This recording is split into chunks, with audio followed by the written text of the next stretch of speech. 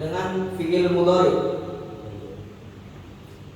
Nahmadu, ulama menjelaskan pada kalimat nahmadu, pada kalimat fi'il mudhari, menjelaskan kalimat hamdalah, menyebutkan kalimat hamdalah dengan fi'il mudhari adalah sebaik-baik kalimat hamdalah. Kenapa? Karena fi'il mudhari ini yaitu adalah yang sekarang kita dapatkan dan yang akan kita dapatkan. Nikmat yang telah Allah berikan maupun yang sedang kita rasakan maupun dan yang akan kita rasakan. Faya ya ayyuhalladzina amanu ittaqullaha haqqa tuqatih. Ittaqullaha haqqa tuqatih. Allah berkata dalam firman-Nya, ittaqullaha haqqa tuqatih. Kenapa dengan sebenar-benar takwa? Berat berarti kalau sebenar-benar takwa. Mungkin sebagian besar dari kita bahkan hampir jarang orang yang bertakwa dengan sebenar-benar takwa. Maka disebutkanlah dalam firman lain, kata Allah Subhanahu wa taala, fattaqullaha mastata'tum. Bertakwalah kepada Allah dengan sebisa kalian. Ittaqullaha haqqa tuqatih. Ittaqullah, bertakwa kepada Allah. Di sini kita hidup di dunia bertakwa kepada Allah dengan takwa sebisa kita. Adapun takwa juga pernah diwasiatkan oleh Luqman Hakim kepada anaknya. Innad dunya bahrun amir. Sungguhnya dunia itu bagaikan laut yang dalam. Wa qad gharqa fihi nasun katsir. Dan telah tenggelam padanya, pada laut tersebut banyak manusia. Faj'al, maka jadikanlah safinataka, perahu kalian untuk mengarungi laut tersebut, taqwallah, yaitu apa? Takwa kepada Allah. Wa hashuha al-iman, dan berilah bahan bakar, isilah bahan bakarnya dengan iman. Wa syara'uha tawakkal, dan layarkanlah, berilah layar padanya itu berserah, yaitu dengan tawakal. La'allaka an tanjur, maka semoga engkau selamat wahai anakku. Kemudian ittaqullaha haqqa tuqatih wa la tamutunna illa wa antum muslimun. La tamutunna illa wa antum muslimun. Di sini dari artinya saja, la tamutunna illa wa antum muslimun, janganlah kalian mati kecuali dalam keadaan Islam. Dan Islam secara arti yaitu berserah diri. Berarti kita kalau meninggal itu harus berserah diri. Kenapa? Berarti ada orang yang meninggal gak berserah diri, kabur dari ajal. Kebetulan di sini juga berarti temanya di sini tentang kematian.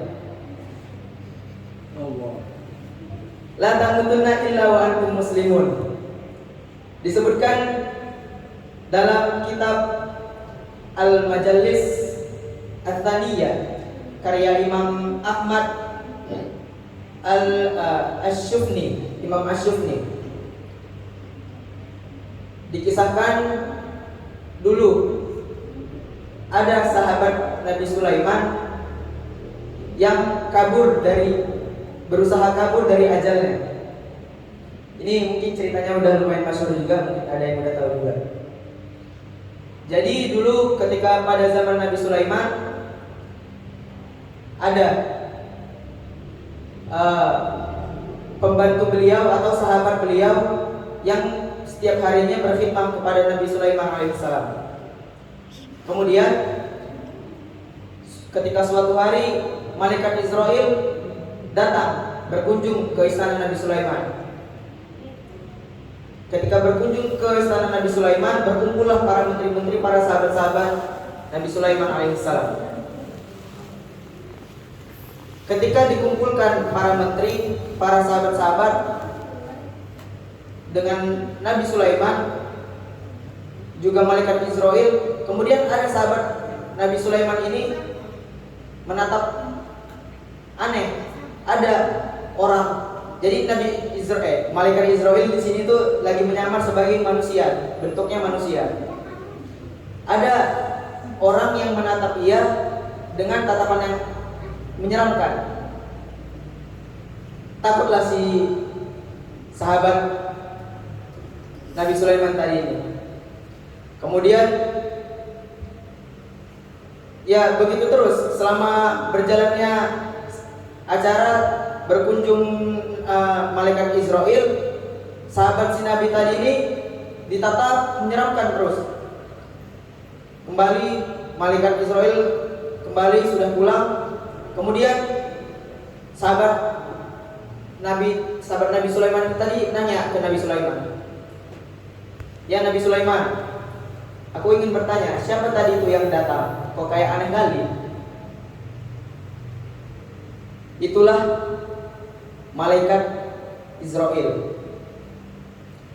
Kagetlah dia. Malaikat Israel, "Mengapa kau bertanya seperti itu? Aku tadi ditatap sangat menyeramkan oleh orang tadi. Wahai Nabi Allah, aku takut maksud tatapannya malaikat Israel tadi itu untuk mencabut nyawaku.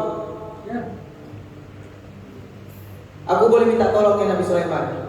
"Apa itu wahai sahabatku? Aku belum siap untuk mati. Aku mau kabur. Bawalah pergi aku dari sini. Mintakan kepada Tuhanmu agar aku tidak ada di sini." Maka Nabi Sulaiman setelah dipaksa-paksa kayak gitu, akhirnya dikasih sama Nabi Sulaiman tentara Allah, yaitu angin, untuk membawa sahabatnya tadi itu pergi ke India. Kemudian keesokan harinya malaikat Israel datang kembali ke istana Nabi Sulaiman. Kemudian Nabi Sulaiman bertanya kepada malaikat Israel, "Malaikat Israel, kenapa kau menatap sahabatku kemarin dengan tatapan penuh menyeramkan?" Apa kata malaikat Israel? "Ya Nabi Sulaiman, aku sebenarnya kemarin itu sangat resah, bingung. Allah telah menyuruhku untuk mencabut nyawa sahabatmu itu di India. Tapi aku bingung, kok dia masih di istanamu?" Maka atas takdir Allah Subhanahu wa taala, pergilah ia menuju ajalnya sendiri, yaitu pergi ke India. Sontak Nabi Sulaiman cuma bisa berkata, "Innalillahi wa inna ilaihi raji'un."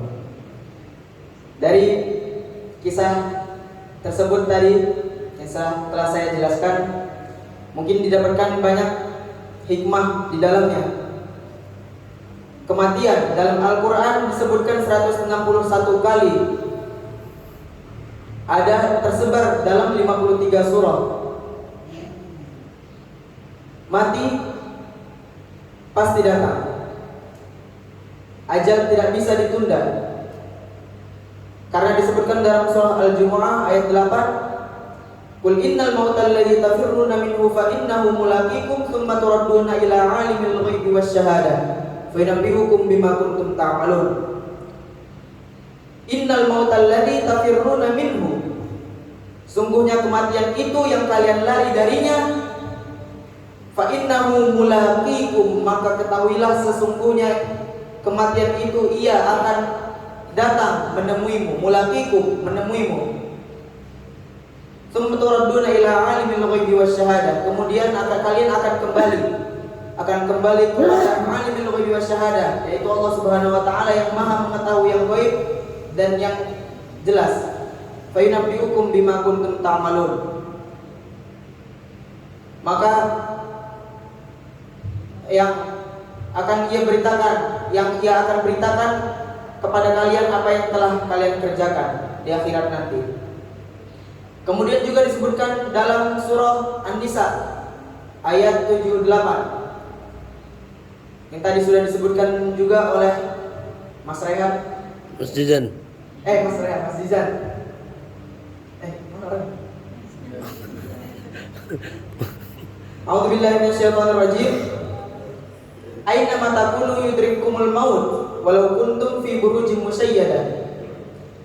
Dimanapun kalian, aina ma takunu yudrikumul maut, maka maut akan mendatangi kalian. Mau kalian lari kemanapun, maut pasti akan mendatangi kalian. Walau kuntum fi burujin musayyadah, walaupun kalian berada dalam benteng yang kokoh, yang tinggi. Disebutkan juga walaupun kalian berada dalam lubang semut. Jadi di sini kita bisa mendapat banyak hikmah dari cerita sahabat Nabi Sulaiman tadi. Walaupun ceritanya mungkin Israiliyah, tapi selama sesuai dengan syariat kita ceritanya, selama kita dapat mengambil hikmah, maka sah saja kita menerima ceritanya. Mungkin sekian pidato singkat dari saya. Apabila ada kesalahan mohon dimaafkan. Wallahu muwaffiq ila aqwamit thoriq. Billahi taufiq wal hidayah. Wassalamualaikum warahmatullahi wabarakatuh. Waalaikumsalam.